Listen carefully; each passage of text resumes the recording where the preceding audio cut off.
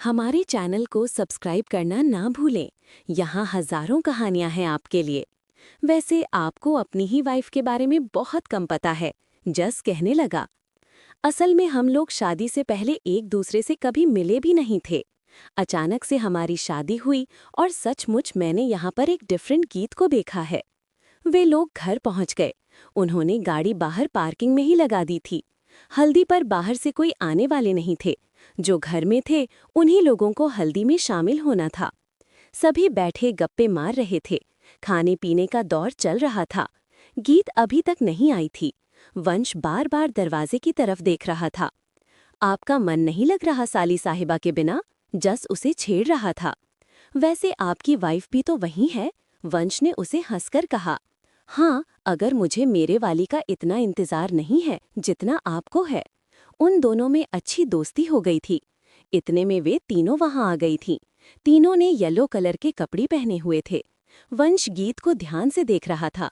Lemon colour का suit, आंखों में काजल, माथे पर बिंदी, होठों पर लिपस्टिक, खुले हुए बाल जिसे वो बार बार ठीक कर रही थी।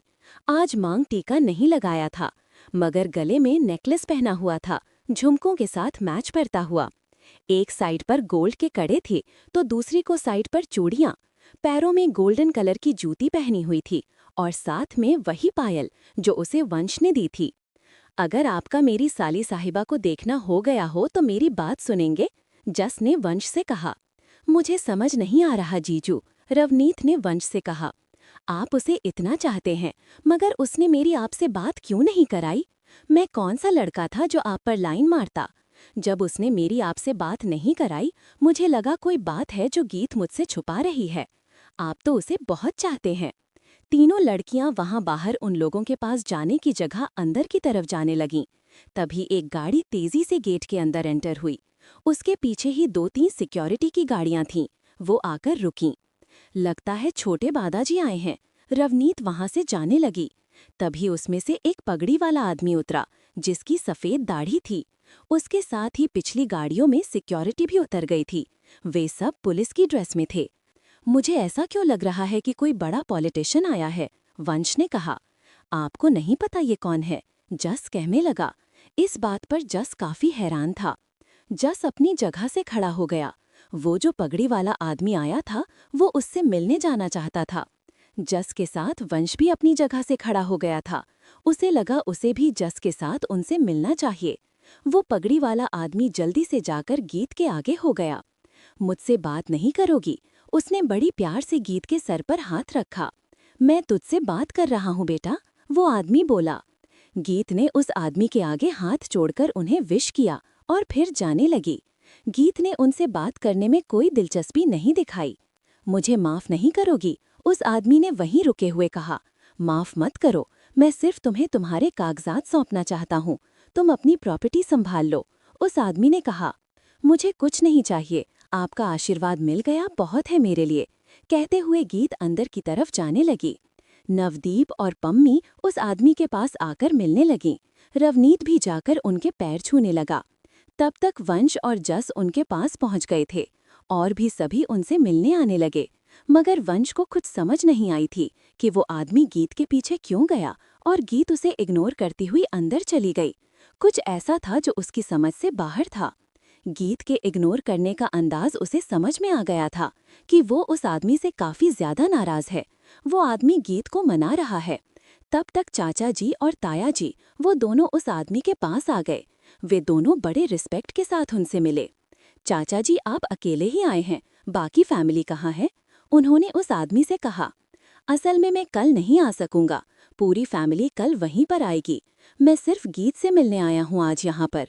मुझे लगा शायद वो अपना गुस्सा भूलकर मुझे माफ कर दे। लगता नहीं है कि वो मुझे माफ करेगी। कहते हुए वो उदास हो गया। आइए, मैं आपको गीत के हस्बैंड से मिलाता हूँ। वंश उस आदमी का चेहरा पहचानने की कोशिश कर रहा था। ये वंश है जिनसे हमारी गीत की शादी हुई है, ताईजी ने वंश के बारे में कहा। ये इंद्र प्रताप सिंह कंग, पंजाब कैबिनेट मिनिस्टर, गीत के दादाजी हैं। वंश उनकी बात सुनी और उनके पैर छू लिए। जीते रहो बेटा, मुझे तो लगा था आप भी गीत की तरह मुझसे बात नहीं करोगे। अच्छा लगा आपसे मिलकर। वो बहुत खुशी के साथ वंश से मिले। अब वंश की समझ से बिल्कुल बाहर था कि आखिर हो क्या रहा है। गीत इतने बड़े आदमी की पोती थी, वो नाराज है उनसे। कौन कौन है जो गीत के गुस्से का शिकार हुआ है और मेरी तरह इसे मनाता फिर रहा है? वंश ने अपने आप से कहा। वो जितना गीत के बारे में जान रहा था उसे काफी हैरानी हो रही थी। हमारे चैनल को सब्सक्राइब करना ना भूलें। यहाँ हजारों कहानियां हैं आपके लिए। अब वंश की समझ से बिल्कुल बाहर था कि आखिर हो क्या रहा है। गीत इतने बड़े आदमी की पोती थी, वो नाराज है उनसे। कौन कौन है जो गीत के गुस्से का शिकार हुआ है और मेरी तरह इसे मानता फिर रहा है?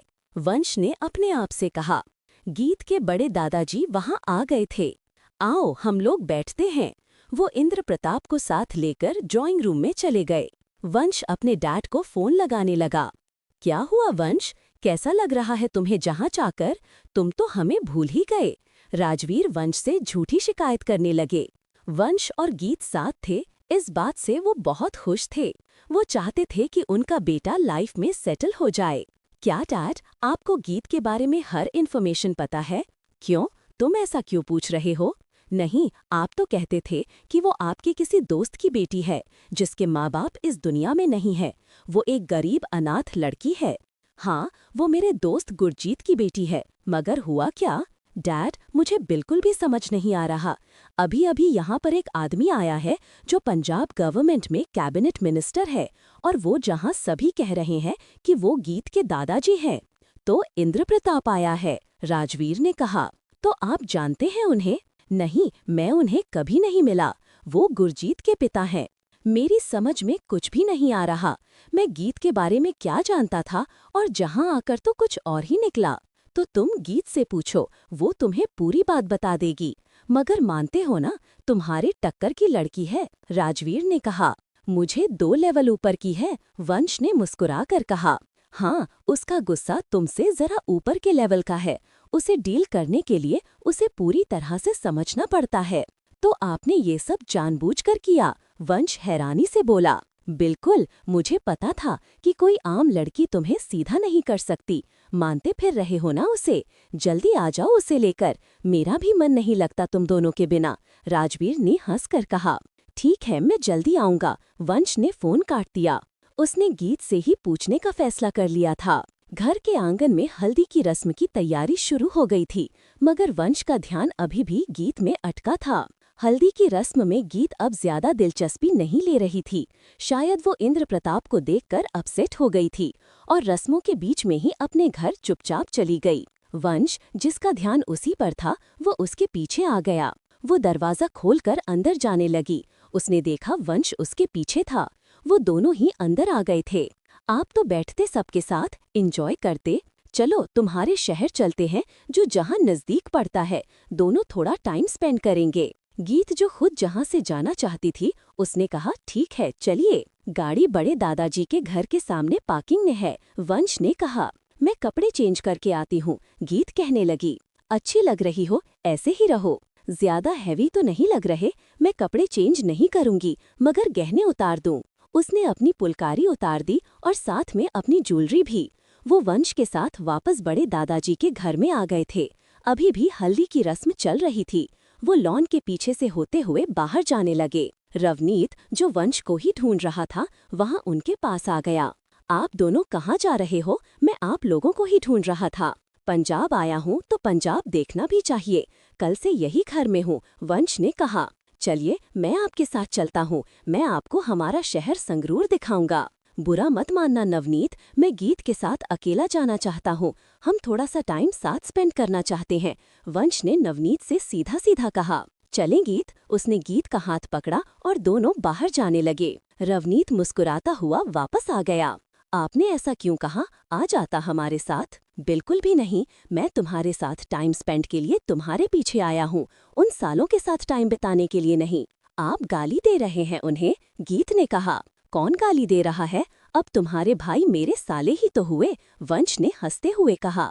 गीत ड्राइवर के साथ वाली सीट पर बैठने लगी। अब मुझे तुम्हारे शहर का क्या पता, ये चाबी पकड़ो और चलाओ, मैं साथ बैठता हूँ। गीत गाड़ी ड्राइव करने लगी और वंश उसके साथ बैठ गया था। हमारे सबसे नजदीक यहाँ संगरूर पड़ता है, गीत कहने लगी। वंश गाड़ी चलती हुई गीत को हैरानी से देख रहा था, क्योंकि वो बहुत तेज गाड़ी चला रही थी। तुम तो बिल्कुल मेरे जैसी हो, तुम्हें स्पीड पसंद है। बहुत ज्यादा।